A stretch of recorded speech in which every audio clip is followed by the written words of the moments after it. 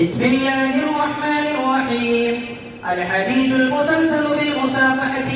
قال الفقيه ولي الله رضي عنه وبه قال حدثني أبو طاهر سماعا من لفظه قال قرأت على أحمد النخعي بسماعه على البابلي عن جماعة منهم أبو بكر بن إسماعيل عن إبراهيم بن عبد الرحمن الألقمي عن أبي الفضل الجلال السيوطي قال أخبرنا التقي أحمد بن محمد الشمالي قراءة عليه قال أخبرنا أبو طاهر بن الكويت قال أخبرنا أبو إسحاق إبراهيم بن علي حضورا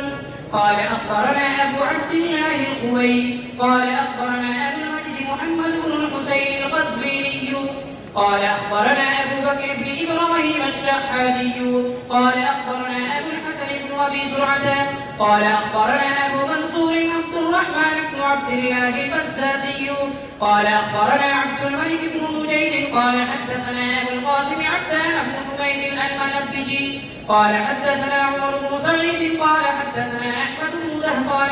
قال حدثنا خلق بن تميم قال دخلنا على أبي هرمز نعبد فقال دخلنا على أنس بن مالك رضي الله تعالى عنه نعود فقال صافحت بكفي هذه كف رسول الله صلى الله عليه وسلم قال فما مسست خزا ولا حريرا ألين من كفه صلى الله عليه وسلم